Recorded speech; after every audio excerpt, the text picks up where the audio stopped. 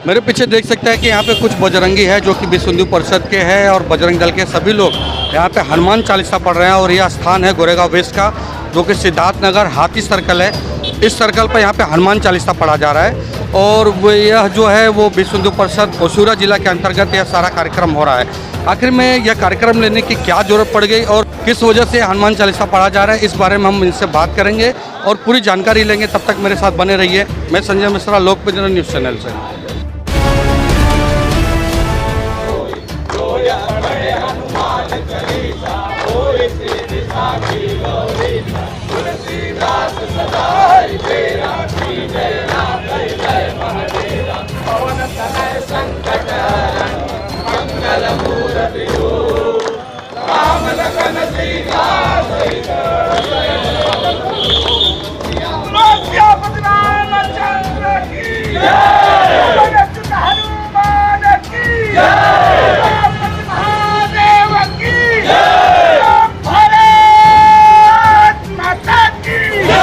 हनुमान चालीसा के साथ यह कार्यक्रम शुरू हुआ है और देखने वाली बात यह है कि आखिर में यह विषय क्या है।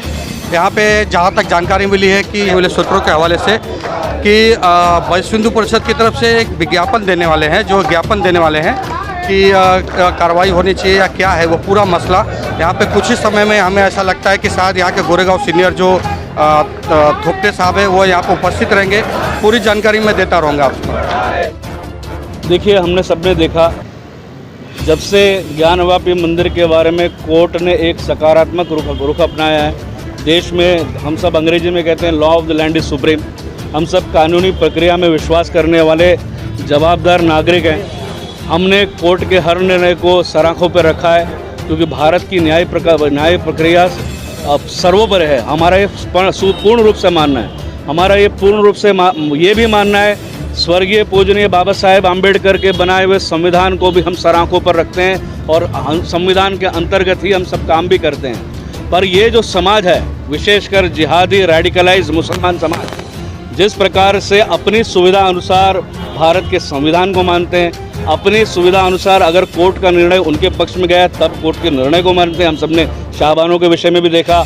अपनी सुविधा अनुसार आईपीसी को मानेंगे, अपनी सुविधा अनुसार बाकी सारी चीज़ों को मानेंगे, तो ये नहीं चल सकता। नूपुर शर्मा के विषय में उन्होंने जो भी कहा होगा, उनकी पार्टी ने उनको निष्कासित किया, एफआईआर दर्ज हुई, कानूनी प्रक्रिया चल रही है। लेकिन उससे पहले लगातार जिस प्रकार से तथाकथित मुस्लिम स्कॉलर और इनके जिहादी नेता, इनके सरफिरे जो रेडिकलाइज मुस्लिम लीडर्स जिस प्रकार से अभद्र टिप्पणियां लगातार देवी देवताओं पर कर रहे थे, लगातार शिवजी शिवलिंग के ऊपर मजाक और मौकरी बना रहे थे, उसके ऊपर तो कोई संज्ञान की बात नहीं करता। केवल और केवल एक महिला के आड़ में एक महिला को जिस प्रकार से इन्होंने बेनज़ीर भुट्टो को भी मारा, वहाँ पर एक महिलाओं की बात करते हैं, बुरखे में ओढ़ के रखना चाहते हैं लेकिन महिलाओं का सम्मान नहीं करते। तो जिस प्रकार से नूपुर शर्मा जी के आड़ में भारत देश को समूचे वैश्विक स्तर पर इंटरनेशनल सिनेरियो को, इंटरनेशनल अरीना में भारत को बदनाम करने का एक सुनियोजित तरीका ऑर्गेनाइज्ड वे में इन लोगों ने किया। और पिछले जुमे की नमाज के बाद हजारों की संख्या में जिस प्रकार से कीड़े मकोड़े की तरह ये लोग मस्जिदों से निकलकर पत्थर मारना शुरू किए, जो मंदिरों को रांची में नुकसान पहुंचाने का प्रयास किया, तो अब इस प्रकार का हम ये चेतावनी दे रहे हैं, हम राष्ट्रपति को हम ये ज्ञापन दे रहे हैं कि इस प्रकार की हरकतें जिहादियों द्वारा बंद नहीं की गई तो फिर हिंदू समाज भी विवश हो जाएगा, उनकी भाषा में मजबूर हो जाएगा सड़कों पर निकलने का। फिर उसके बाद इनको मालूम है अंजाम क्या होता है। नूपुर शर्मा की गिरफ्तारी के लगातार रैली निकल जा रही है मुस्लिम की तरफ से, रायगढ़ हो चाहे मुंबई हो चाहे नई मुंबई हो, उसमें क्या कहेंगे? देखिए, गिरफ्तारी एक न्यायिक प्रक्रिया है, कौन तय करेगा? अंग्रेजी में कहावत है, a person is not guilty unless he और शी इज प्रूव्ड। एक न्यायिक प्रक्रिया चल रही है, एफआईआर दर्ज हो चुकी है, पुलिस अपना काम कर रही है। अगर ऐसा पाया जाएगा या उन्होंने कोई ऐसा किया तो आईपीसी के तहत, न्यायिक प्रक्रिया के तहत उनको सजा हो सकती है। लेकिन आपने देखा यहाँ पर अकबरुद्दीन ओवैसी इतनी बुरी तरह से भगवानों पर गालियाँ दी, उसको भी कोर्ट ने बरी कर दिया। 5-5 साल कोर्ट की और न्यायिक प्रक्रिया चलती रही और आप चाहते हैं इंस्टेंट कानून लागू हो नूपुर शर्मा जी पे, ये संभव नहीं है। ये भारत देश है, ये तो इस प्रकार की हरकत तो अरब देशों में भी नहीं होती। तो न्यायिक प्रक्रिया, न्याय अपना काम करेगा। हम सब न्याय प्रक्रिया का सम्मान करते हैं, पुलिस का सम्मान करते हैं, और आईपीसी की धाराएं जो लगी उसके अंतर्गत जो कानूनी कार्य हो रहा है वो हो रहा है, उसका हम सम्मान करेंगे। लेकिन इस प्रकार से हमारी बहन को रेप का थ्रेटन करना, उनका सर तन से जुदा होने करने की बात करना, ये हिंदू समाज बिल्कुल बर्दाश्त नहीं करेगा। फिर याद रखना गुजरात, याद रखना मुजफ्फरनगर। कहाँ किया जाएगा? हाँ जी, जो ज्ञापन किया जाएगा राष्ट्रपति को बाय पोस्ट भेजेंगे? नहीं, यहाँ पे हम एसीपी या डीसीपी साहब से मिलकर के हम ज्ञापन देंगे, और उनके द्वारा और बाकी जहाँ कलेक्टर्स हैं, कलेक्टर द्वारा और गवर्नर साहब द्वारा हम माननीय राष्ट्रपति जी को ज्ञापन पहुँचाएंगे।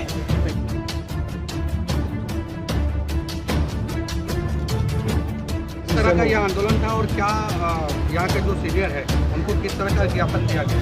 आज का आंदोलन था जो अगले शुक्रवार को पूरे भारत में जिस तरह से ये जिहादियों ने मस्जिद से बाहर निकल के और चिन्हित जगहों को, जो हिंदुओं का दुकान है, हिंदुओं का मकान है, चिन्हित जगह पे जिस तरह से पथराव किया इन लोगों ने, उसी का एक आवेदन देने के लिए हम पूरे भारत में अब एसीपी, डीसीपी और कलेक्टर के यहाँ जा रहे हैं। बाद में राष्ट्रपति को देंगे।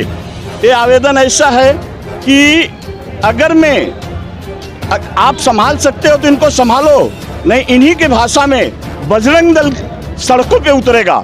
जब बजरंग दल सड़कों पे उतरेगा तो गुजरात होगा। गुजरात में आपने किया, आपने देखा 92 के पहले आपने देखा, 92 में देखा। हिंदुओं को भड़काओ मत। हिंदू अगर मैं एक बार भड़क गया तो आपको भागने का भी रास्ता नहीं मिलेगा।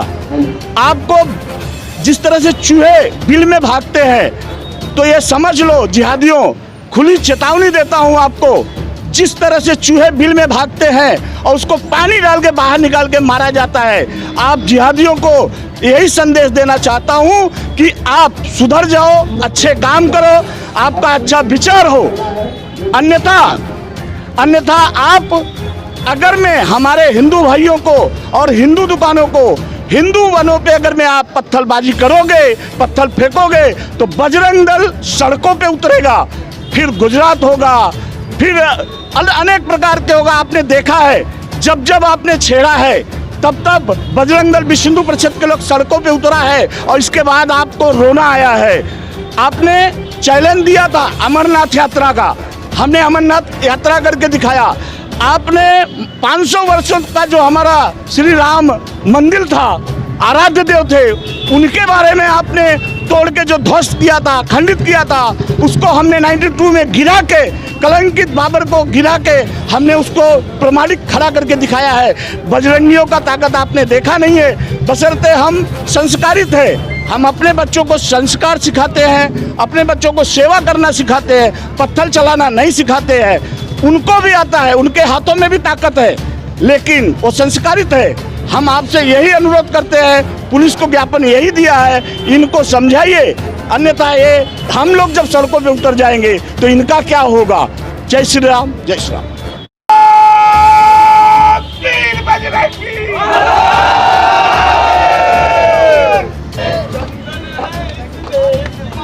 चंदन है इस देश की माटी, तपोभूमि हर ग्राम है, हरबाला देवी की प्रतिमा, बच्चा बच्चा राम है, बच्चा बच्चा राम है। यहाँ पर एकत्रित होने का कारण मैं आपको संक्षेप में बताता हूँ। पूरे भारतवर्ष में पिछले अनेक वर्षों से जो अपने आप को अल्पसंख्यक बताते हैं, शांति समुदाय कहते हैं, ऐसे समुदायों ने पिछले कुछ महीनों में हमारी रामनवमी भव्य शोभा यात्रा पर पथराव किया।